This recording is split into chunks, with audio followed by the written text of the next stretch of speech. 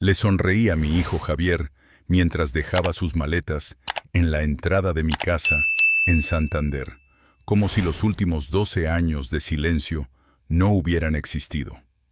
Como hijo, tengo derecho a una parte de esto, dijo hace apenas unos minutos, señalando mi chalet recién reformado en el Sardinero, con esa arrogancia que heredó de su madre. Vamos a instalarnos aquí. Tienes espacio de sobra. Su esposa, Laura, grababa todo con el móvil, quizá para justificar de alguna manera un supuesto derecho sobre mi dinero. Yo mantenía aquella sonrisa serena, pero por dentro ya estaba preparando lo que debía hacer hace años, recordarle quién soy realmente. Imaginen la escena. Don Ramón Ceballos, 62 años, en la puerta de un chalet valorado en más de 1 millón de euros, recibiendo a un hijo que desapareció durante más de una década. 12 años sin una visita, sin una llamada por Navidad, sin un mísero «Felicidades, papá». Y ahora regresaba con su mujer y un aire de superioridad que casi empañaba el brillo de mi propio suelo recién pulido. «Papá», dijo Javier, abrazándome como si siempre hubiéramos sido una familia unida. «¿Estás bien?». Aquel silencio antes de pronunciar bien lo dijo todo. Esperaba encontrarme hundido, envejecido, necesitado de apoyo. Y en vez de eso, me encontró saludable, tranquilo y con recursos suficientes como para no depender jamás de nadie. «Gracias, hijo», respondí con un tono amable que solo usaba cuando él, de pequeño, intentaba salirse con la suya. «¿Cómo supiste de mi nueva situación?». Laura bajó el móvil por primera vez. «Saliste en el periódico. Vecino de Santander gana 18 millones en la lotería». No fue difícil encontrarte. Por supuesto. Después de desaparecer tanto tiempo, una noticia económica había bastado para avivar milagrosamente el cariño familiar. ¡Qué casualidad! «Pasad, debéis venir cansados del viaje», les dije. Javier entró sin fijarse en los detalles. El jardín recién diseñado, la lámpara italiana del recibidor o los muebles importados. Laura volvió a grabar todo sin vergüenza alguna. «Esto es impresionante», murmuró él, observando cada rincón como si ya estuviera repartiendo mi casa entre sus futuros planes. Se sentó en mi sofá como si le perteneciera. «Papá, tenemos que hablar del futuro. Es mucho dinero. A tu edad». Ahí estaba, a mi edad. Como si los 62 años me impidieran manejar mi propia vida. El mismo hijo que me dio la espalda quería ahora dirigirla. Y no sabía que acababa de cometer su peor error. Javier había desaparecido de mi vida cuando decidí que no pensaba seguir financiando su sueño de ser músico, un proyecto que nunca despegó. Y ahora, de repente, regresaba preocupado por mi bienestar financiero. ¡Qué ironía! «¿Y dónde pensáis dormir esta noche?», pregunté con una suavidad que no presagiaba nada bueno. Sabía que no habían reservado hotel.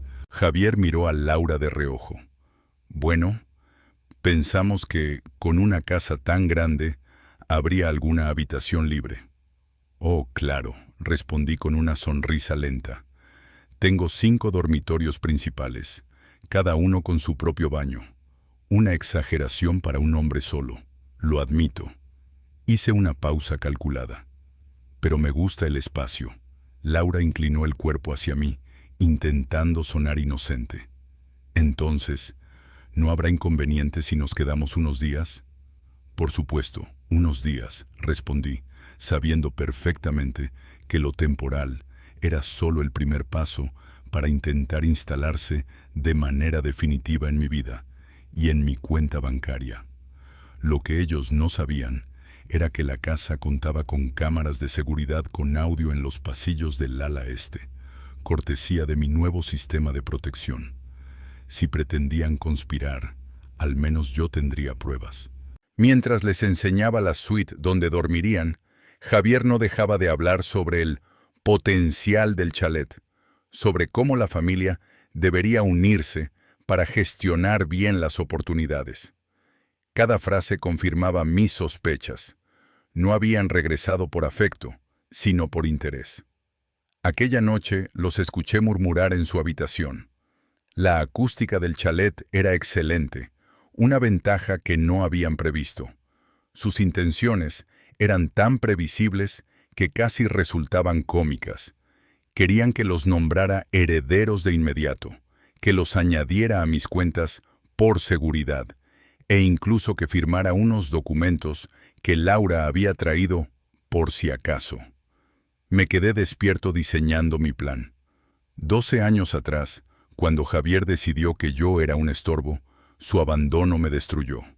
Pero aquel hombre, ingenuo y roto, ya no existía. Ahora tenía control, recursos y una claridad que antes me faltaba. Y Javier estaba a punto de descubrirlo. A la mañana siguiente, lo encontré rebuscando en mi cocina como si fuera suya. Laura, apoyada en la barra, enviaba fotos del chalet desde su teléfono. «Buenos días, familia», saludé mientras bajaba las escaleras, ocultando mis ojeras bajo una sonrisa tranquila. «Papá, quería que habláramos de tus finanzas», dijo Javier. «¿Café?», ofrecí ignorando su comentario. Traje un grano buenísimo de Colombia. La partida apenas comenzaba. «Cuestan 200 euros el kilo», comenté mientras colocaba el café en mi cafetera italiana. Laura casi se atragantó con su zumo de naranja. «¿200? ¿Por café?». Cuando uno tiene estabilidad, puede permitirse ciertos caprichos, respondí sin alterar el tono, aunque supongo que esto es algo nuevo para algunos. El silencio que siguió fue casi poético. Javier y yo sabíamos que los últimos años no habían sido fáciles para él. Su carrera musical jamás había prosperado, y según lo que me había llegado, porque sí, lo había seguido desde la distancia, había encadenado trabajos inestables: camarero, comercial, auxiliar administrativo, nada que indicara un futuro sólido. «Papá», Javier carraspeó, intentando sonar serio. «Sobre lo que mencioné ayer, quizá deberías considerar crear un fondo familiar para proteger tu dinero». «¿Protegerlo de qué exactamente?», pregunté con una inocencia impecable mientras servía mi café en una taza de porcelana fina que costó más que su viejo coche. «De gente sin ética», intervino Laura. «Hay muchas personas que se aprovechan de los mayores con dinero. Mayores. Como si tener 62 años me convirtiera en un anciano indefenso esperando ser engañado». La ironía me provocó una sonrisa. «Muy atentos», murmuré. «Pero ya tengo abogados gestionando esos temas. De hecho», tomé un sorbo tranquilo. «Esta tarde tengo una reunión con ellos». El rostro de Javier cambió al instante. «¿Reunión? ¿Para qué?». «Para revisar mis opciones de herencia», mentí con suavidad. «A mi edad nunca se sabe».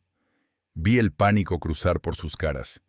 Temían que ya hubiera tomado decisiones sin contar con ellos. O peor, que hubiera dejado todo a alguna fundación. «Papá, quizá deberíamos estar presentes», propuso Javier, intentando sonar relajado. «La familia debe tomar estas decisiones en conjunto». «¿Juntos?», repetí la palabra como si fuera un idioma extraño. «¿Cómo hemos estado estos últimos 12 años?» El color se esfumó de su cara. «Papá, sobre eso», levanté la mano para detenerlo. «No te preocupes, hijo. El pasado está». Sonreí con una dulzura que quemaba. «Lo importante es el presente. Y ahora tengo una fortuna que gestionar». «Solo queremos ayudarte», insistió Laura.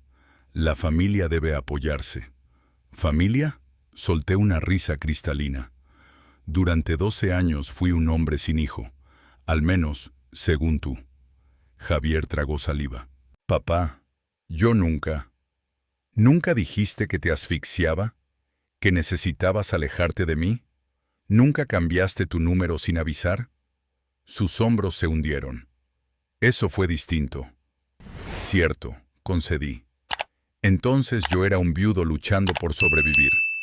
Ahora, en cambio, soy un hombre que puede permitirse decidir quién entra y quién sale de su vida.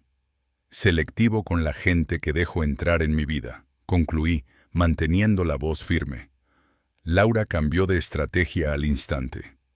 Ramón, entendemos que todo esto ha sido duro, pero Javier ha cambiado mucho.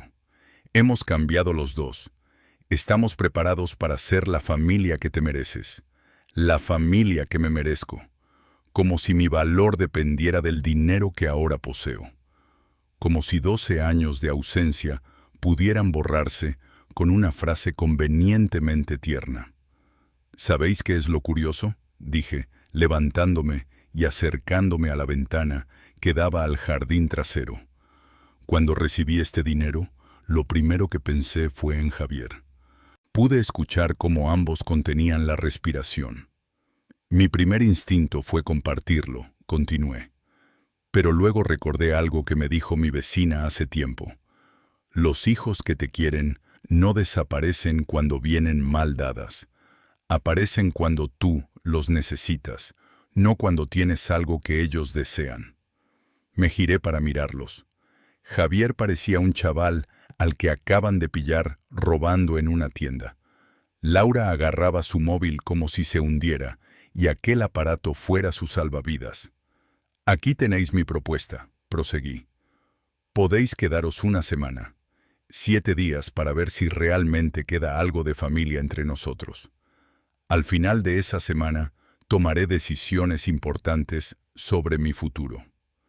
¿Qué tipo de decisiones?, preguntó Javier con cautela. Las que un hombre con recursos puede permitirse, respondí, y esta vez mi sonrisa fue auténtica. Salí de la cocina y los dejé con sus especulaciones. En mi despacho encendí el ordenador y consulté mi cuenta.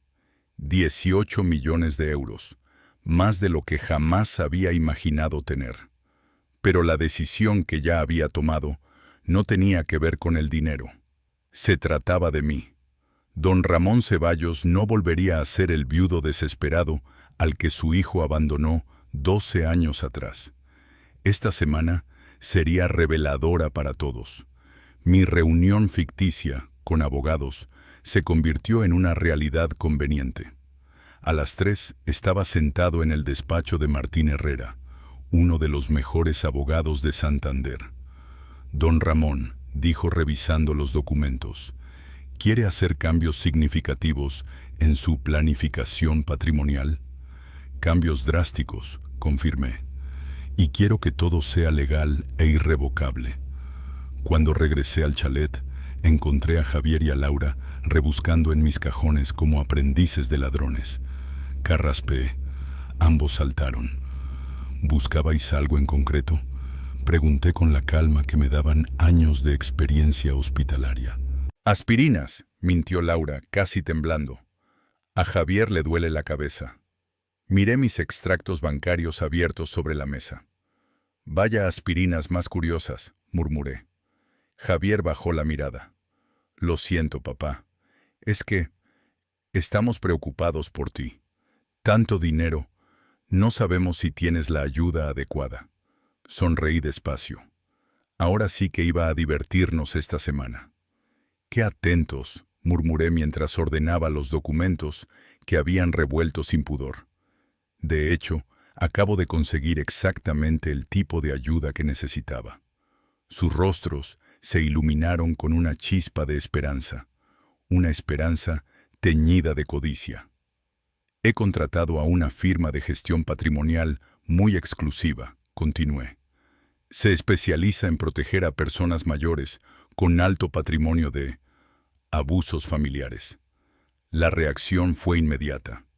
La luz en sus ojos murió tan rápido que casi se oyó el golpe. ¿Abusos familiares?, repitió Laura con un hilo de voz. Más frecuente de lo que imagináis, expliqué, fingiendo revisar un extracto bancario. Hijos adultos que reaparecen de repente cuando sus padres reciben una suma inesperada.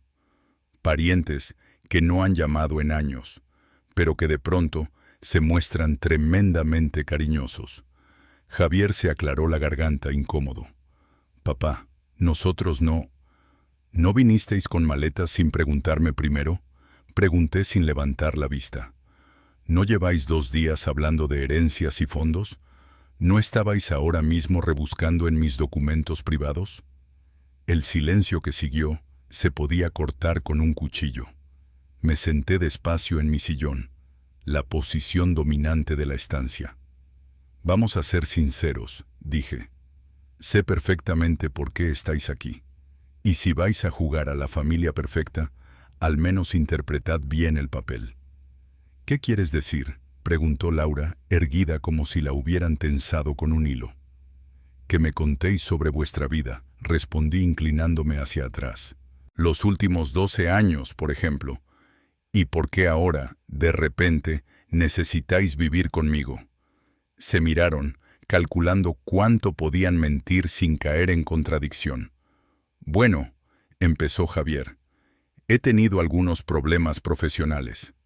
¿Qué tipo de problemas? El mercado musical ha estado complicado. Déjame reformular, lo interrumpí. ¿Cuántas deudas tenéis? Laura se tensó. Eso es algo personal. Querida, sonreí. Si queréis acceso a mi casa y a mi dinero, vuestras finanzas ya no son personales. Javier bajó los hombros. Debemos bastante. Las tarjetas están al límite. El coche lo embargan la semana que viene. ¿Y vuestro piso? Laura tragó saliva. Nos han desahuciado. Por eso trajimos las maletas. No tenemos a dónde ir. La verdad cayó como una losa. No estaban aquí por amor. Estaban aquí por supervivencia. Ya veo, respondí. Esto no es una reunión familiar. Es un rescate financiero. Papá, balbuceó Javier. Explícame una cosa, dije inclinándome hacia adelante. ¿En qué momento, en estos 12 años, recordaste que tenías padre? ¿Fue después de leer la noticia de mi premio? ¿O antes? Javier no sostuvo la mirada. Papá, cometí errores. Reí. ¿Errores? Abandonar a tu padre viudo es un error. Cambiar tu número sin avisar es un error. Desaparecer es un error. Era joven, pero yo ya no lo era, y esa diferencia lo cambiaría todo. Tenías 22 años, Javier, respondí sin levantar la voz. No eras un crío, me puse en pie. Y ahora tienes 35, ya eres un hombre, con esposa, y aún así esperas que tu padre te saque de cada lío. Eso no es justo, intervino Laura. La familia debe apoyarse mutuamente. Familia, repetí, saboreando la palabra. Laura, cariño, ¿dónde estaba esa filosofía cuando Javier decidió que era demasiado bueno para mantener contacto conmigo? Cuando cambió de número, cuando se marchó sin despedirse. Ella bajó la mirada. Escuchad, continué con calma. Vais a poder quedaros esta semana, como prometí. Pero os lo digo claramente, no vais a manipularme. No vais a chantajearme, y por supuesto, no volveréis a rebuscar en mis cosas como si fuerais ladrones. No somos ladrones, protestó Javier. ¿No? ¿Y cómo llamas entonces el intentar acceder a dinero que no habéis ganado, viniendo de un padre al que abandonasteis durante años? Me dirigí hacia la puerta. La cena será a las 7. Para entonces, decidid si queréis comportaros como una familia real o seguir con esta pantomima de hijos preocupados. Los dejé en mi despacho, desconcertados, sus pequeños planes hechos añicos. Más tarde, en mi habitación, me serví una copa de vino y salí al balcón privado. El sol se escondía sobre la bahía de Santander. 12 años atrás, yo estaría llorando ahora mismo, convencido de haber fallado como padre. Estaría suplicando una explicación, rogando cariño. Pero ese hombre murió el día que Javier me cerró la puerta en la cara, diciendo que necesitaba espacio para crecer. El hombre que había surgido después era mucho más interesante, y Javier iba a conocerlo muy bien. La cena fue una obra maestra de incomodidad. Había encargado comida de un restaurante francés de alto nivel, el tipo al que Javier jamás podría acceder, y la serví en mi mejor vajilla de porcelana. Quería que cada bocado recordase lo que habían perdido durante años de ausencia. «Está exquisito», murmuró Laura, sin saber ni cómo sostener la copa. «Es el restaurante favorito de mi círculo social», mentí con elegancia. La verdad, no tenía tiempo para círculos sociales durante mis años de turnos dobles en el hospital. Javier masticaba despacio, analizando cada gesto mío. «¿Has hecho muchos amigos desde que ganaste?» «Por supuesto», respondí. «El dinero abre puertas y atrae oportunistas». Los miré fijamente. La gente sincera aparece antes de saber cuánto tienes. Los otros, cuando huelen la fortuna. Laura tragó saliva. «Debe ser difícil confiar». «En realidad es fácil», respondí. «Solo hay que observar quién aparece cuando cree que puede sacar algo». Javier dejó el tenedor. «Papá, sé que venimos en un mal momento». «No existen los malos momentos, Javier», lo interrumpí. «Existen las buenas intenciones y las falsas. Nuestras son sinceras», aseguró Laura. Solté una leve risa. «Lo más gracioso, ayer por la mañana ni siquiera sabíais si yo seguía vivo. Y anoche estabais planeando qué hacer con mi dinero, y hoy intentáis convencerme de que vuestras intenciones son genuinas». «¿Has oído eso?», intentó protestar Javier. «Querido, esta es mi casa», respondí. «Si queréis conspirar, quizá deberíais hacerlo en un lugar donde las paredes no sean tan finas». No mencioné las cámaras. Esa carta la guardaría para más adelante. La cena terminó envuelta en un silencio espeso. Después, mientras Javier y Laura se retiraban temprano, sin duda para redibujar sus planes fallidos, yo me dirigí a mi despacho. Había llegado la hora de hacer algunas llamadas importantes. La primera fue para mi detective privado. Sí, había contratado uno. Cuando tienes 18 millones de euros, conviene saber con quién estás tratando. «Don Ramón», saludó la voz impecable de Ricardo Vázquez. «Tengo el informe sobre su hijo y su esposa». «Adelante». «Es peor de lo que imaginaba. Javier debe más de 60.000 euros en tarjetas de crédito, 30.000 en préstamos personales y lleva 3 meses sin pagar el alquiler». Respiré hondo. Ricardo continuó. «En cuanto a Laura, fue despedida hace 4 meses por apropiarse de dinero del fondo de caja de la oficina. Pequeñas cantidades durante meses. La empresa no denunció para evitar escándalos, pero la echaron de inmediato. Mi estómago se tensó. Así que no solo eran oportunistas. Ella además era una ladrona comprobada». «Hay algo más», añadió el detective. «Han consultado abogados especializados en disputas de herencia. También han estado vendiendo joyas, aparatos electrónicos y muebles». La imagen quedaba clara. No habían venido por cariño. Habían venido porque estaban al borde del colapso económico. «Gracias, Ricardo. Manténgame informado», dije antes de colgar. Me serví otra copa de vino. No tenía a un hijo arrepentido en casa. Tenía a 2 estafadores. 12 años atrás esto me habría destrozado. Hoy solo despertaba una ira fría. Y un Ramón Ceballos enfadado era un hombre muy peligroso. A la mañana siguiente, mientras Javier y Laura exploraban la ciudad, recibí una visita inesperada. Elena Ruiz, mi antigua vecina de los años más duros, apareció en mi puerta con una sonrisa cálida. «Ramón, lo vi en las noticias. Jamás imaginé», dijo mientras observaba el chalet con asombro. «Pasa», respondí. «Quiero enseñarte todo». Durante el recorrido, Elena no podía ocultar su sorpresa. «Está claro que has triunfado, pero te noto diferente, más duro». Nos sentamos en la sala, frente al jardín. «¿Recuerdas cómo estaba cuando Javier desapareció?» «Claro», respondió. «Estabas roto. Esperaba su llamada cada día. Esperé 3 años, admití, hasta que entendí que mi hijo había decidido que yo no merecía ni su tiempo ni su amor. Los ojos de Elena se agrandaron cuando concluí. Ayer volvió, con maletas, y una historia muy conveniente tras leer sobre mi premio. Y amiga mía, no sabes lo que he descubierto desde entonces.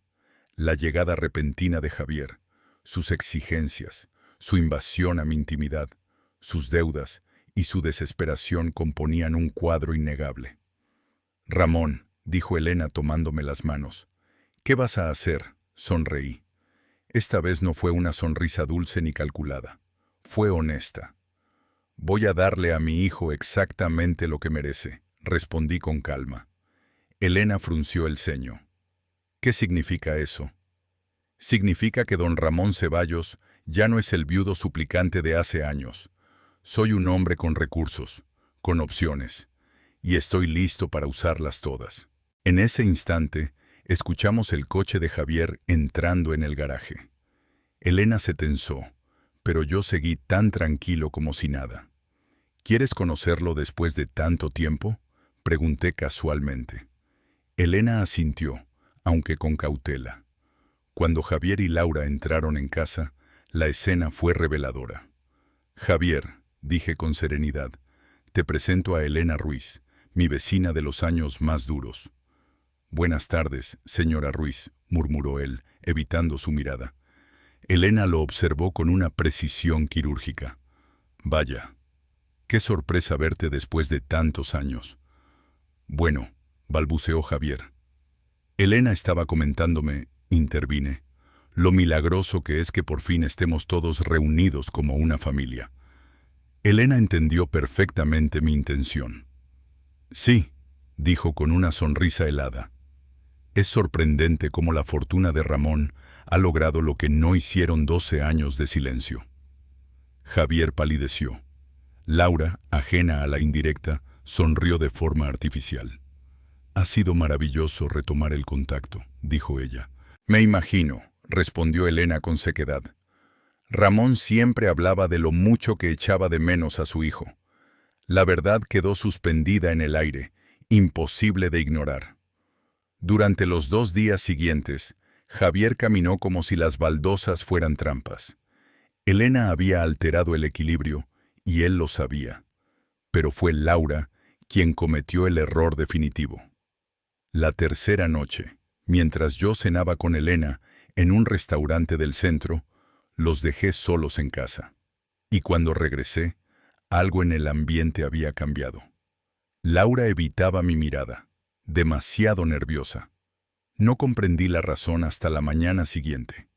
Mi anillo de compromiso, el que me entregó la madre de Javier hace 40 años, había desaparecido de mi joyero. Me quedé inmóvil, contemplando el hueco vacío donde siempre había estado. Sentí dentro de mí no sorpresa, sino una furia calculada y glacial. Bajé las escaleras y los encontré desayunando como si nada. Buenos días, saludé alegremente. ¿Habéis dormido bien? Sí, claro, respondió Laura sin mirarme. Perfecto, dije sirviéndome café. Esta mañana tengo que salir. Unos asuntos en el banco. Javier levantó la cabeza de inmediato. ¿Asuntos bancarios? Nada importante, mentí. Solo reorganizando algunas cositas. El final del juego estaba cada vez más cerca. Reorganización de inversiones. Contesté con naturalidad, mientras mi verdadero objetivo era revisar las grabaciones de seguridad de mi dormitorio. Sí, también tenía cámaras allí. Cuando administras una fortuna tan grande, la prudencia deja de ser paranoia para convertirse en supervivencia.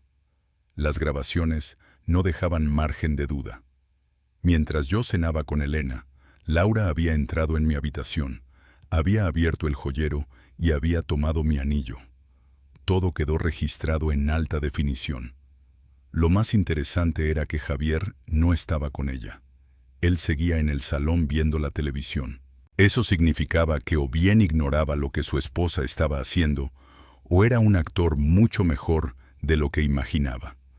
Al regresar, decidí poner en marcha un pequeño experimento.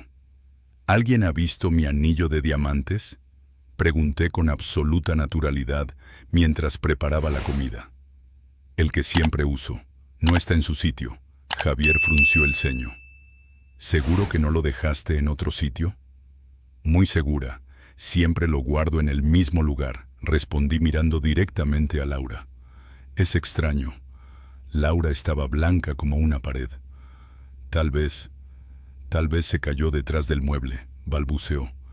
Puede ser, concedí, aunque nunca se ha caído antes. Vamos a buscarlo, dijo Javier, levantándose. Durante 1 hora registramos toda la casa. Javier parecía sinceramente preocupado, pero Laura caminaba como quien se acerca al patíbulo. Finalmente, fingí encontrar algo entre las sábanas de mi cama. ¿Qué es esto?, pregunté levantando un papel que había preparado. Era un recibo de una casa de empeño, fechado esa misma mañana, por un anillo de diamantes. Laura se desplomó. ¿Qué es esto?, preguntó Javier, leyendo el papel. Es un recibo de empeño, expliqué con frialdad, de un anillo vendido hace unas horas. Pero es imposible, murmuró Javier. Nadie ha salido esta mañana. Laura sí salió, dije suavemente. Tú estabas en la ducha. La mirada de Javier se clavó en su esposa, llena de horror. Laura, dime que esto no es lo que parece. Ella rompió a llorar. Lágrimas sin arrepentimiento, solo puro miedo. Los acreedores nos están acosando, sollozó. Pensé que ni lo echaría de menos. Tiene tanto. Robaste el anillo de mi madre, gritó Javier, y por primera vez en años reconocí a mi hijo. Tú también querías su dinero, le devolvió Laura. No te hagas el santo. Los observé discutir como si fuese público en un teatro, exactamente como había previsto. Basta, dije. El silencio cayó al instante. Laura, haz las maletas. Te vas hoy. Ramón, por favor, intentó ella. No, respondí con voz serena. No quiero ladrones en mi casa. Papá, yo no sabía nada, dijo Javier. Lo sé. Por eso no te echo a ti también. Laura me miró con odio. Tengo derechos, reí suavemente. Querida, acabas de cometer un delito en mi casa. Tengo las grabaciones. Si fuera tú, desaparecería antes de que cambie de opinión. Laura palideció. ¿Grabaciones?, susurró. ¿Pensaste que un hombre con mi patrimonio viviría sin protección? El tablero había cambiado, y yo tenía todas las piezas. ¿Pensaste que un hombre con mi patrimonio no tendría seguridad? Pregunté con una sonrisa fría. ¡Qué ingenua! Laura salió corriendo escaleras arriba. Javier se quedó en mitad del salón, derrotado, con los hombros caídos. Papá, susurró. Lo siento mucho. Lo observé en silencio un momento. Javier, pregunté finalmente, ¿por qué te casaste con ella? Suspiró hondo, como si llevara años queriendo soltar esa verdad. Porque creí que me quería. Y ahora me doy cuenta de que es justo como tú decías. Interesante. 13 años necesitó mi hijo para comprender que yo no era el villano de su historia. Pero eso no lo convertía automáticamente en el héroe. Cuando Laura se marchó aquella tarde, con sus maletas y su amenaza vacía de «tengo derechos», Javier decidió no acompañarla. Por primera vez en más de una década, nos quedamos solos en la misma casa. Y sinceramente, era exactamente donde quería tenerlo. La ausencia de Laura dejó un silencio extraño, como si la casa hubiese exhalado por fin. Sin ella, Javier parecía más pequeño, más frágil, más parecido al chico que había criado. Pero yo no iba a permitir que la nostalgia me dejara ciego. Durante la cena, rompí el silencio. Bueno, aquí estamos, dije, observándolo con calma. Javier jugaba nervioso con su comida. Papá, yo no sabía que Laura pudiera robar. Javier, lo interrumpí. Tu esposa fue despedida por robar dinero de su trabajo. ¿De verdad te sorprende? El tenedor se detuvo antes de llegar a su boca. ¿Cómo sabes eso? Porque no soy el hombre ingenuo que dejaste atrás hace 12 años, respondí serenamente. Cuando tienes dinero, investigas a quienes reaparecen de repente en tu vida. Su rostro perdió color. ¿Me investigaste? Por supuesto, dije. 60.000 euros en tarjetas, 30.000 en préstamos, 3 meses de alquiler atrasado, embargos pendientes, cuentas cerradas y 4 empleos distintos en 2 años. Camarero, vendedor de seguros, auxiliar administrativo, operador de call center. Javier dejó caer el tenedor. ¿Por qué haces esto?, preguntó con voz rota. ¿Hacer qué? ¿Decir la verdad? Me recosté en la silla. 13 años me culpé por tu abandono. 13 años creyendo que había fallado como padre. Papá, no fue culpa tuya. Lo sé, dije mirándolo fijamente, porque ahora veo quién eres realmente. No eres un artista incomprendido, Javier. Eres un hombre de 35 años que lleva 13, culpando a otros de sus fracasos. Las palabras cayeron entre nosotros como un golpe seco. Javier parecía haber recibido una bofetada invisible. Eso no es justo, susurró. ¿No? Entonces dime una cosa. Me levanté y caminé hacia la ventana. En todos estos años de problemas, de deudas, de embargos, ¿alguna vez pensaste en llamar a tu padre? No para pedirme dinero, solo para hablar. Silencio. ¿Alguna vez te preguntaste si yo estaba bien?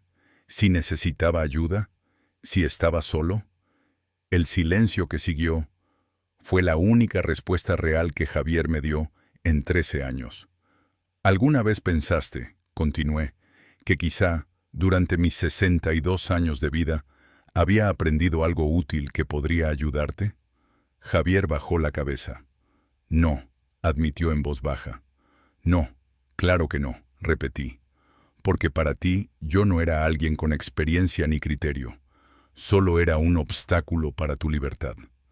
Javier se levantó bruscamente. Necesitaba espacio, protestó. Tenía 22 años, y tú querías controlar cada aspecto de mi vida. ¿Controlar?, pregunté, mirándolo fijamente. ¿Interesarme por tus estudios era controlar? ¿Pedirte responsabilidad cuando gastabas mi dinero en material de pintura sin trabajar era controlar? No entendías mi visión artística. ¿Tu visión artística?, dije despacio. Javier, ¿dónde están tus obras? ¿Dónde están las pinturas que justificaron 12 años de silencio? Se sonrojó. El arte no se mide así. Muéstrame, insistí, una sola pieza que hayas terminado en los últimos 5 años. No pudo hacerlo. Su gran sueño había sido justo lo que siempre temí, una excusa para huir de la realidad. ¿Sabes qué ha sido lo peor?, continué. No que me abandonaras, sino que desperdiciaste más de una década persiguiendo una fantasía vacía en vez de construir una vida real. ¿Aún puedo ser artista a los 35? ¿Sin obras? ¿Sin ingresos? ¿Con más deudas que futuro? Negué con la cabeza. Javier, no eres un artista incomprendido. Eres un hombre asustado que huye de la responsabilidad desde hace años. Se dejó caer en la silla, derrotado. Entonces, ¿qué quieres que haga? Quiero que admitas la verdad, dije retomando mi sitio. Que me abandonaste no porque yo fuera un mal padre, sino porque no querías enfrentarte a la vida adulta. Papá, quiero que admitas que no has venido por cariño, sino porque estás arruinado, desesperado, y pensaste que podrías manipular a un señor mayor para que resolviera tus problemas. Las lágrimas comenzaron a correr por su rostro, pero yo no me moví. Había llorado demasiado por él. Quiero que admitas, concluí, que yo he sido mejor padre para ti de lo que tú has sido hijo para mí. Es verdad, murmuró finalmente. Todo es verdad. Entonces dime, pregunté, ¿por qué debería ayudarte ahora? Javier levantó la vista. Por primera vez no vi excusas. Vi dolor real. No deberías, respondió. No merezco nada. He sido un hijo terrible. Interesante. No era la respuesta que esperaba. ¿Y qué vas a hacer con esa verdad? No lo sé, admitió. Por primera vez, no lo sé. El silencio llenó la sala mientras la luz del atardecer entraba por los ventanales. Javier, dije finalmente, ¿sabes cuál es la diferencia entre nosotros? Negó con la cabeza. Cuando yo afronté la adversidad, continué. Cuando murió tu madre, cuando tuve que trabajar 2 empleos, cuando tú desapareciste, seguí adelante. Encontré la forma de sobrevivir, de crecer, de construir algo. Javier asintió despacio. Pero cuando tú afrontaste dificultades, proseguí, te rendiste, culpaste a otros, huiste. Tienes razón, admitió él, casi en un susurro. La pregunta es, añadí, ¿estás dispuesto a cambiar eso ahora? ¿O vas a seguir esperando que otros arreglen tu vida? Javier me miró directamente a los ojos por primera vez desde que regresó. No lo sé, respondió con sinceridad, pero quiero intentarlo. Por primera vez en muchos años, vi un destello del hijo que había perdido. Un destello, no una recuperación. Lo demás dependería de él. Los días siguientes instauraron una dinámica completamente nueva entre nosotros. Sin Laura a su lado, actuando como combustible de sus peores decisiones, Javier parecía reencontrarse con partes de sí mismo que llevaba años escondiendo bajo capas de orgullo y autoengaño. Una mañana lo encontré en el jardín, sentado en uno de los bancos de hierro forjado, observando las flores recién plantadas. No tenía el móvil, no tomaba notas, no planeaba nada. Solo estaba presente. ¿En qué piensas?, pregunté al sentarme a su lado. En cuando era niño, respondió sin mirarme. ¿Te acuerdas de cuando papá murió y nos sentábamos en el jardín de la casa vieja? Claro que me acuerdo, dije. Eran recuerdos hermosos y dolorosos. Me contabas historias sobre las flores, continuó él, que cada una tenía su personalidad. Las rosas eran unas divas. Sonreí, siempre quejándose del tiempo. Y los girasoles eran los optimistas eternos, añadió, siempre buscando el sol. Finalmente me miró. ¿Por qué dejé de escuchar esas historias? Porque creciste, respondí con suavidad. Y decidiste que lo que tu padre decía era infantil. Javier asintió con tristeza. Lo más extraño, dijo, es que cuando todo se venía abajo, a veces recordaba esas historias. Eran lo único que me calmaba. Algo se movió en mi interior, algo que llevaba años encerrado. Pero no iba a confundir nostalgia con perdón. Javier, dije con cautela, los buenos recuerdos no borran los años de abandono. Lo sé, murmuró, pero explican por qué he estado tan perdido. Cuando te aparté, perdí más que un padre. Perdí mi brújula. Sentí un golpe en el pecho. Intenté demostrar que podía solo, prosiguió, sin tu ayuda, sin tu guía. ¿Y cómo salió eso?, rió con amargura. Fatal. Cada decisión, un desastre. El arte, Laura, las finanzas, todo. ¿Y por qué no me llamaste cuando estabas hundido? Orgullo, respondió. Y miedo. Cada año que pasaba, era más difícil imaginar tu voz. ¿Sabes cuál es la diferencia entre nosotros, Javier? Pregunté con suavidad, aunque mis palabras llevaban un peso que no intenté ocultar. Que cuando la vida me golpeó, yo seguí adelante. Cuando murió tu madre, cuando tuve que trabajar sin descanso, cuando ni siquiera tú estabas a mi lado, continué. Javier cerró los ojos, como si cada frase fuese una piedra cayendo dentro de él. Tú, en cambio, seguí. Cuando la vida te exigió madurez, decidiste rendirte. Tienes razón, admitió él con resignación. La pregunta es otra, añadí. ¿Vas a seguir huyendo o vas a cambiar? Esta vez me miró sin apartar la vista.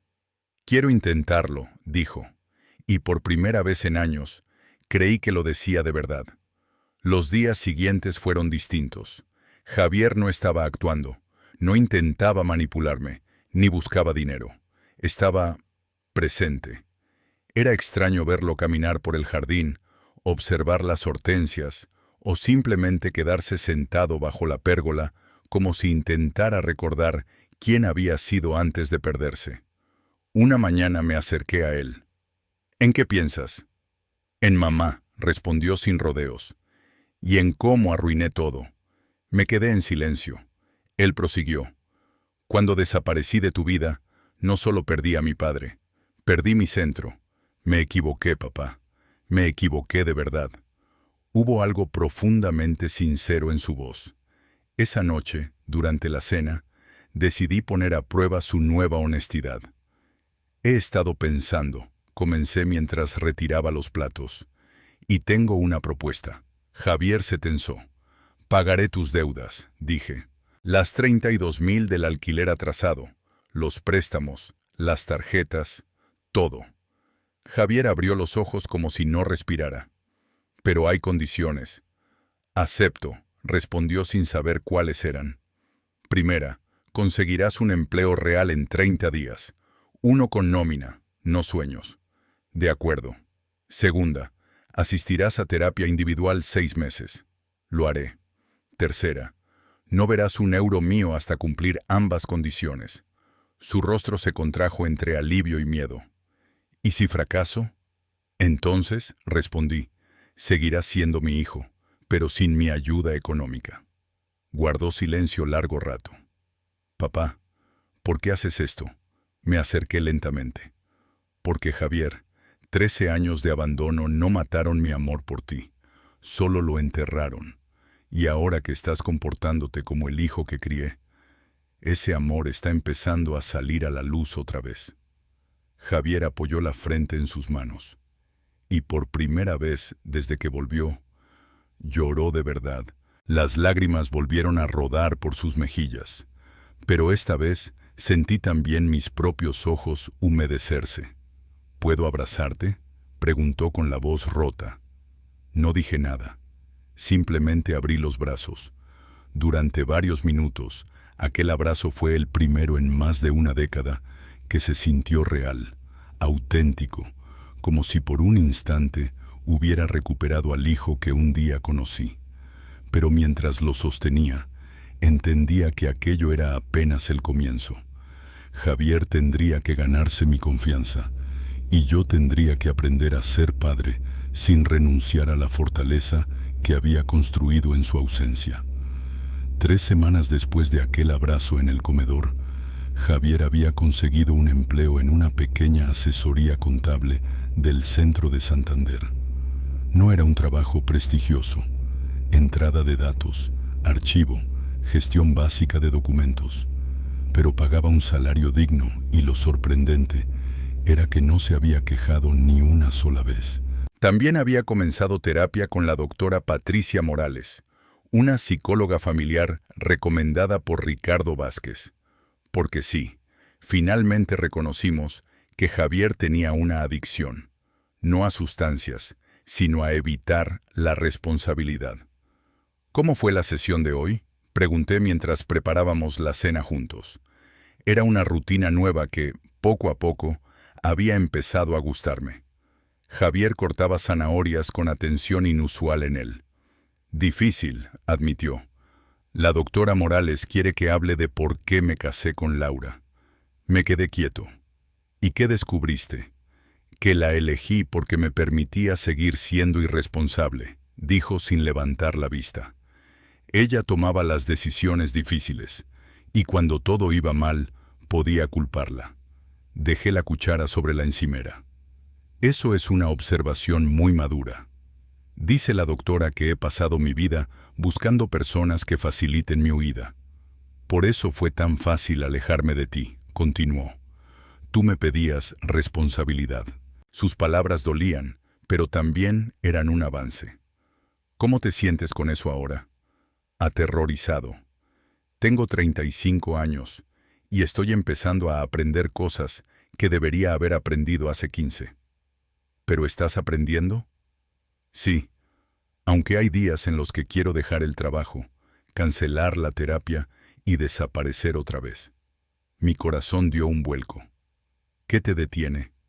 La idea de perderte otra vez, susurró, y la de llegar a los 40 siendo el mismo desastre. Recordé las palabras de la doctora Morales para no rescatarlo emocionalmente. ¿Qué te dijo sobre esos impulsos?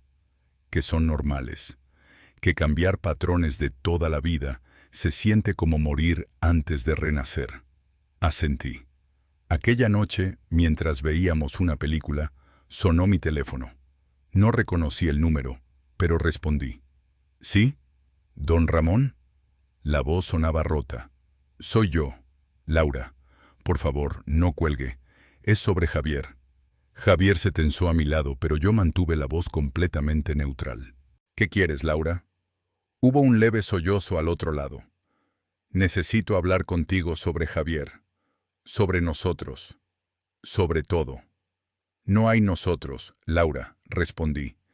Y desde luego no hay un nosotros que incluya a Javier después de que robaste en mi casa. Fue un error, musitó. Estaba desesperada. Estoy viviendo en mi coche, don Ramón. No tengo dónde ir. Miré a Javier de reojo. Su expresión era un mar de confusión, pero le hice un gesto rápido para que no interviniera. ¿Y qué tengo yo que ver con eso?, pregunté fríamente. Javier es mi esposo, insistió. Legalmente tengo derecho a estar donde él esté. Ahí estaba la verdad. No llamaba por remordimiento. Llamaba porque quería volver a la comodidad. Escucha, Laura, dije con calma. Javier es un adulto. Si quiere verte, esa es su decisión. Javier negó enérgicamente con la cabeza. Pero está viviendo en tu casa, replicó ella. Influencia sus decisiones. No, querida, respondí sin perder la compostura. Por primera vez en años, Javier está tomando decisiones sin que nadie las manipule. Hubo un silencio denso. ¿Sabes cuál es la ironía de esta llamada?, continué. Está ocurriendo exactamente lo que temías cuando robaste mi anillo. Javier está descubriendo quién es cuando no está bajo tu sombra. Yo no lo manipulaba. Laura, la interrumpí. Fuiste despedida por robar dinero de tu empleador y robaste en mi casa. ¿De verdad quieres hablar de honestidad? El silencio confirmó que había tocado el punto exacto. Voy a ser clara, seguí. Javier está creciendo, aprendiendo a ser responsable. Y tú representas justo lo contrario. Yo lo amaba, susurró. ¿Lo amabas? ¿O amabas tener quien cargara tus problemas mientras tú cargabas los suyos? Otra larga pausa. Quiero hablar con Javier, pidió finalmente, con tono más duro. Activé el altavoz. Javier, dije, Laura quiere hablar contigo. Él tragó saliva. Hola, Laura. Javier, cariño. Esto es absurdo. Somos esposos. Podemos arreglarlo. ¿Arreglar qué exactamente?, preguntó él, con firmeza que me sorprendió. Todo. Mis errores, tus dudas. Podemos ir a terapia. Robaste en casa de mi padre, respondió Javier. Fue solo una vez. Estaba desesperada. ¿Y lo que robaste en tu trabajo?, preguntó él. Silencio absoluto. ¿Ves?, continuó Javier. Ese es el problema. Sigues justificándolo todo. Tú no eres perfecto, dijo ella al fin. Tienes razón, asintió Javier. No lo soy. Por eso estoy en terapia, con un trabajo de verdad, intentando crecer. ¿Y yo dónde quedo?, preguntó ella, casi implorando. Javier me miró. Vi claridad en sus ojos. No quedas en ningún sitio, Laura. No hasta que tú también decidas cambiar. No puedes hacer esto, sollozó ella. Somos familia. La familia no roba, respondió Javier con voz firme. No, dijo Javier con una firmeza que no le conocía. La familia son personas que se ayudan a crecer, no quienes se hunden juntos. Lo nuestro, Laura, no era amor, era dependencia. Hubo un silencio helado. Luego ella colgó. Nos quedamos quietos, escuchando únicamente el zumbido lejano del frigorífico. Eso que has dicho, murmuré finalmente, ha sido tremendamente maduro por tu parte. Javier soltó un suspiro tembloroso. No se sintió maduro. Se sintió como romper una cadena que llevaba demasiado tiempo arrastrando. A veces eso es exactamente crecer, respondí. Tras un rato, volvió a hablar en voz baja. Papá, ¿puedo preguntarte algo? Claro. En todos estos años separados, ¿alguna vez dejaste de esperar que yo volviera? Lo pensé con cuidado. Solo dejé de esperarlo hace 5 años, respondí con sinceridad. Fue cuando acepté que quizá eras feliz sin mí. Javier bajó la cabeza. Nunca fui feliz sin ti, susurró. Solo aprendí a fingirlo. Le puse una mano en el hombro. Ahora lo sé, dije suavemente. Esa noche me fui a dormir con una sensación que creía extinguida. Esperanza real. Por primera vez, desde que Javier regresó, no veía a un hombre derrotado, sino al hijo que siempre había tenido el potencial de ser. 2 meses después de que Laura fuese expulsada de mi casa, Javier había construido una rutina sorprendentemente sólida. Se levantaba a las 6, desayunaba conmigo, iba a su empleo en la asesoría contable sin quejarse, volvía a casa al atardecer y pasábamos las noches cenando juntos o hablando tranquilamente en el salón. No había vuelto a mencionar el arte. En vez de eso, se dedicaba a pequeñas reparaciones en la casa. Cambiar una bombilla, lijar una barandilla, pintar una habitación. Tareas sencillas que le daban estructura y dignidad. Por primera vez en años, parecía en paz consigo mismo, pero yo sabía que esa calma estaba a punto de ser puesta a prueba. El sobre llegó un martes por la mañana. Al ver el membrete del bufete, sentí un mal presentimiento. Javier, lo llamé. Tienes una carta legal. Él palideció al verla. Debe ser del divorcio. Pero aquel sobre era demasiado grueso. Cuando lo abrió, su rostro pasó de la confusión al horror. ¿Qué dice?, pregunté acercándome. Laura trató de tragar, sin éxito. Me está demandando por manutención conyugal y... respiró hondo. Por la mitad de cualquier herencia o regalo que tú pudieras darme. El mundo pareció detenerse.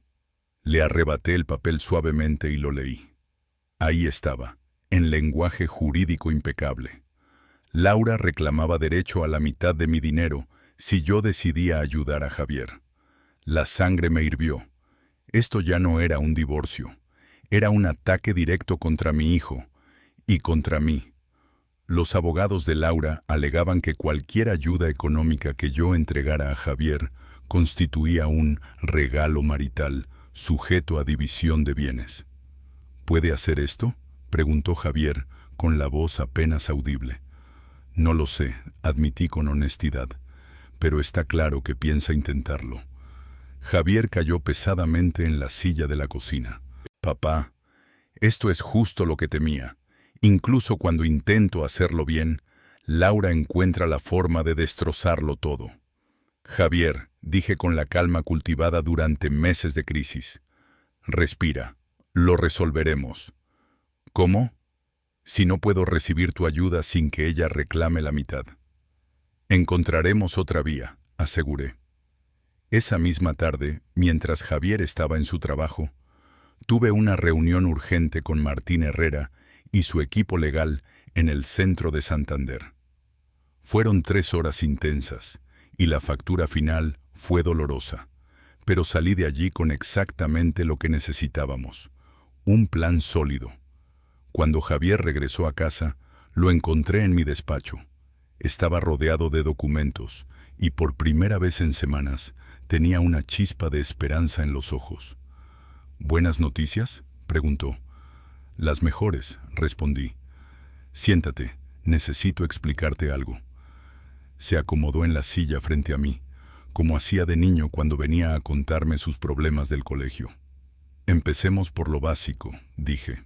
Laura no puede tocar ni un céntimo de mi patrimonio personal. Eso está blindado. Javier soltó un suspiro profundo. Segundo, aunque podría reclamar parte de cualquier regalo directo que yo te hiciera, hay métodos completamente legales para evitarlo. ¿Cómo?, preguntó confundido. Le sonreí. ¿Recuerdas la empresa de consultoría que mencioné hace unas semanas? Sí, más o menos. Acabo de contratarte, expliqué. Serás gerente de operaciones de Ceballos Gestión Integral. Salario inicial: 120.000 euros al año. Javier abrió la boca. Papá, yo no sé nada de consultoría. Lo aprenderás. Me ayudarás a gestionar mis propiedades, supervisar inversiones y coordinar mis proyectos solidarios. Todo legal, todo documentado, todo como trabajo real. Y añadí, Laura no puede reclamar tu salario. Es ingreso laboral, no un regalo. Javier quedó un largo rato en silencio, procesando. Papá, esto es increíble, pero ¿crees que realmente soy capaz de hacer este trabajo? ¿O es solo otra forma de rescatarme? Respiré hondo. Javier, en 2 meses has mantenido un empleo, ido a terapia y asumido tus errores sin victimismos. Has mostrado más madurez en 8 semanas que en los 13 años anteriores. Lo miré fijamente.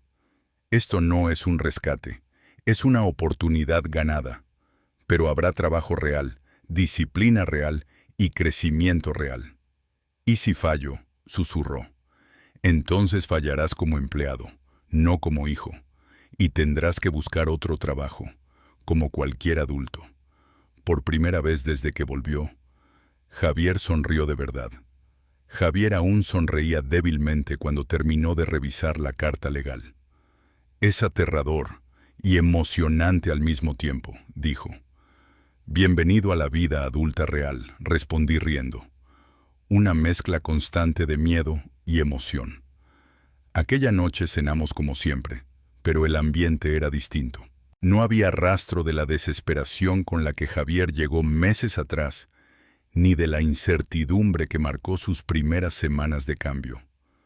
Lo que sentí fue algo que creía perdido entre nosotros, expectativa compartida, una visión de futuro construida desde el esfuerzo. Mientras lavábamos los platos, Javier rompió el silencio. Papá, hay algo que quería decirte. Dime, estos meses contigo, trabajando, yendo a terapia, han sido los primeros en más de 10 años en los que realmente me he gustado a mí mismo. Aquello me atravesó.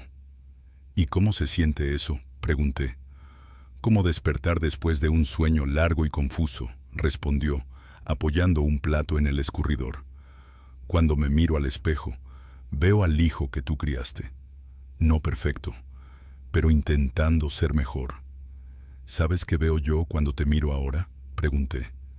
Él negó con la cabeza. «Al hombre que siempre supe que podía ser», le dije. «Ese potencial nunca murió, solo estaba enterrado bajo miedo y evasión». Javier dejó de secar platos y me abrazó con una fuerza que no sentía desde que tenía 12 años y venía llorando por peleas en el colegio. «Gracias por no rendirte conmigo», susurró. «Gracias por no rendirte contigo mismo», respondí. No era el reencuentro que imaginé mientras él estaba lejos. Era mucho mejor. Estábamos reconstruyendo desde la honestidad y la responsabilidad, no desde la dependencia y el desorden emocional. 6 meses después, estábamos en mi despacho, ahora sede de Ceballos Gestión Integral, revisando los informes mensuales que él mismo había preparado. Sus análisis de nuestras propiedades en Cantabria y Asturias eran precisos y mostraban un criterio empresarial que me sorprendía cada semana. La vivienda de Suances está rindiendo un 12% más de lo previsto, informó, y la reforma del edificio de Torrelavega va a cerrar dentro del presupuesto. Excelente trabajo, dije, y él sonrió orgulloso. Su rostro cambió cuando mencionó: «Papá, Los abogados de Laura respondieron. Laura había pasado de exigir la mitad de mi patrimonio a negociar su salida sin manutención. Era lo justo. Pero antes de que pudiéramos terminar la conversación, mi teléfono sonó. Era Elena Ruiz. Ramón, dijo sin preámbulos, pon el canal 7 ahora mismo. Javier y yo corrimos al salón. En la pantalla, Laura aparecía esposada, escoltada por 2 agentes fuera de una asesoría financiera. El presentador explicaba que había sido detenida por estafa y apropiación indebida. Javier se hundió en el sofá. Dios mío, papá, si no la hubieras sacado de mi vida. Pero lo hicimos, respondí, porque aprendimos a reconocer las señales y actuamos a tiempo.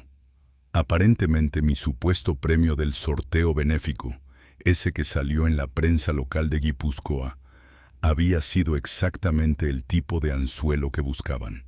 La acusada estaba casada con el hijo de la víctima principal, explicaba el reportero, y usaba esa conexión familiar para acceder a datos privados. Álvaro me miró con una expresión que combinaba horror y una comprensión dolorosa. Aita, yo era parte de su plan, ¿verdad? No fue casualidad que insistiera en venir a tu casa, susurró con la voz quebrada. Álvaro, respiré hondo. ¿Alguna vez le hablaste a Mayalen sobre mi situación antes de que aparecierais aquí? No. Bueno, vio el artículo del periódico, pero fue ella quien dijo que debíamos venir de inmediato. Dijo que había que reconectar antes de que alguien te llenara la cabeza. Y de pronto, todo encajó. Su llegada repentina, la presión para que le mostrara mis documentos, el robo de mis relojes antiguos, las exigencias constantes. Todo había sido parte de algo mucho más grande, un entramado que ahora la Ertzaintza había destapado. Y mi propio hijo, confundido, hundido en deudas y perdido emocionalmente, había sido la puerta de entrada perfecta.